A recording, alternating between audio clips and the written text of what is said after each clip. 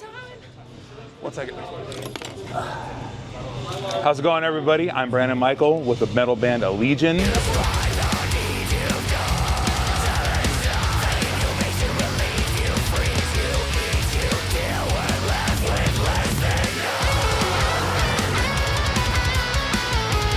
We are here in Santa Ana, California at the observatory for day one. That's right, day one of the Cancer Culture Tour across North America with Decapitated, Septic Flesh, Cataclysm, and my band Allegaeon. Come check out my world. So let's start with the most important thing here, the reason we're all here. This is my favorite #1 instrument. This is the MTD 635. This is a maple on burl ash. We have an ash body, burnt maple fretboard, 24 frets, proprietary electronics. I mean, that's all well and good, but the point is that I hear the bass in my ears. It's cranked full blast. This is the best sounding instrument I've ever played. It's the most comfortable instrument I've ever played. And when you're on stage with, you know, all these potential failures and everything that could happen with gear, it's really important to get something reliable that not only can withstand the pressures of touring, but also sound absolutely incredible. It's kind of funny because my rig has evolved over the years.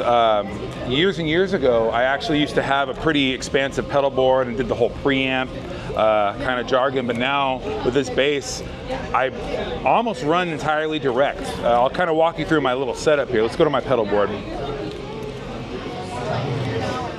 So this is my rig for this tour. Again, I've condensed it and kind of scaled it down pretty modestly. Start with a tuner.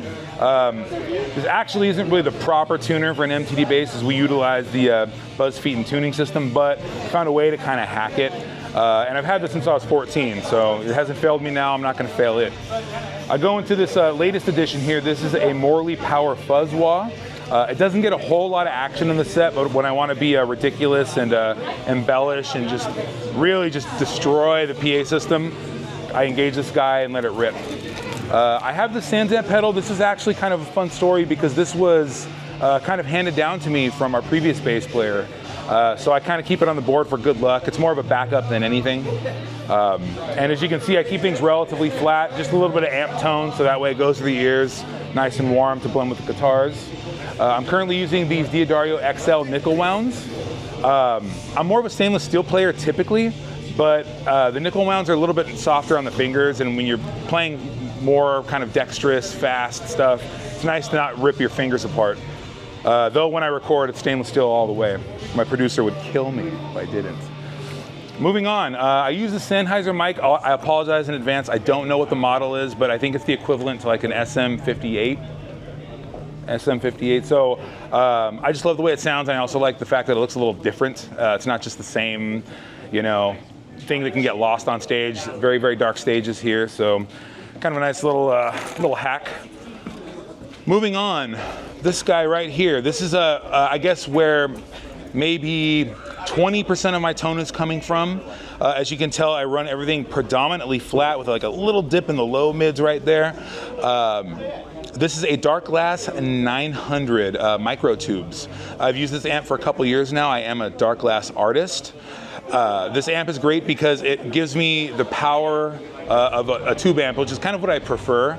But unfortunately, in the touring landscape, sometimes it's not the most ergonomic and economic with the tubes and the maintenance on it. So this has been a really nice addition. What I love about this is on top of having the EQ, it has a distortion blend, which is based on what they call the B3K and B7K. And I believe it's called the Vintage Ultra. I'm really bad with the tech specs. I know it sounds good, but the real thing I love about it is the compressor. The compressor kind of just stays on there. Again, it really enables me not to do too much in the pedal preamp round. And again, when the MTD's plugged in, you know, again, I run it mostly flat. So that's one thing about having a great bass. The little brother here we have. And it's actually kind of funny because we filmed a music video recently for the song Iridescent. It's just kind of like a standalone single. And in the video, I actually use this bass to film with. This is the MTD Kingston Andrew Goucher model. I love this bass. In fact, I was almost considering using this as my main axe on this tour just to keep my precious baby at home. But at the end of the day, once you get an MTD USA in your hands, man, it's just, it's just love at first sight. But this guy gets a lot of play. I actually do all my warm-ups with this bass, and I fully intend to actually maybe do a couple gigs with it just to kind of give it some love, because it's incredible. EQ-wise on this bass, I usually leave everything flat with a little bit of bass boost, a little bit of mid boost, and a little bit of treble boost. Pickups dead center, volume cranked up. This bass has an incredible passive tone, and just look at the top, man. I mean, absolutely wonderful. The custom work is just, it's in a league of its own. So this guy is my backup currently. Going back to the EQ on this bass as a kind of faux pas here, I'll do my best. There is a lot of, again, this is all proprietary. I believe I have a passive tone switch right here, which I leave maxed out. We have a mid sweep, which I leave maxed out as well. You can do a push-pull to engage what they call like the slap tone. I think it's a bit of a scoop. I just leave that cranked and leave that cranked. Volume right here, master volume, also a passive pull. I leave that, actually sometimes what I'll do is I'll actually cut it on passive just because it works with the effects a little bit better. It's not as bright, but the thing with the active is that once you have it on, it's really hard to live without it. So I usually just leave that engaged. We have the pickup selection here. So we pan to the front pickup, the neck, pan to the back. Again, I just leave that center. Sometimes I'll cut it over here for the neck. Sometimes I'll cut it for the bridge if I want to hear a little bit more in the ears, but typically that's the sweet spot. We have a treble and bass stack. I usually start right in the middle, and I just give it a little bit of a punch, just enough to kind of cut through 8-string guitars. We have 2 8-string guitar players in our band, and we're playing down-tuned death metal, so really putting the MTD through its paces. Here we have these series parallel switches. What's really cool is they correspond to each of the pickups. So I can run one in series and one in parallel. I usually just keep it dimed out because, again, this bass just sounds, I mean, you're hard pressed to find a bad tone. And the way that I work is I don't want to think about tone when I'm playing. I just want to hear the bass in the most purest, clearest way that I hear in my head, and it allows me to just remove myself from the equation.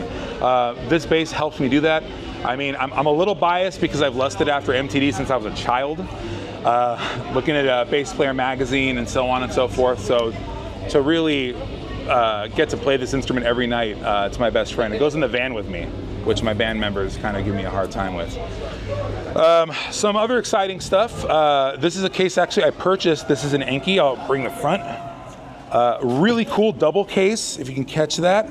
The logo unfortunately is ripped off, but it has been around the world with me actually. Over to Australia, over to Europe, countless gigs, countless tours. I check it on the airlines, as you can tell with all the fragile stickers everywhere. It's never let me down. It's a great, great company. Yeah, not much more to say. Again, one of those things you don't really want to worry about. Don't want to worry about the gear when you're traveling long ways.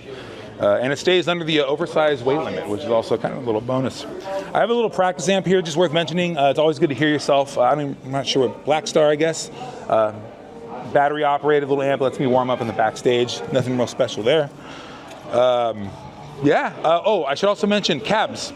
I can run this without any cabs, but on this tour I'm running two 210s. They are ceramics. I don't know if Dark Glass actually makes those anymore, but it's, I think, a total of 1,000 watts when it's plugged in, which, again, it has the distortion, it has the compressor, it has the size, the footprint's very small.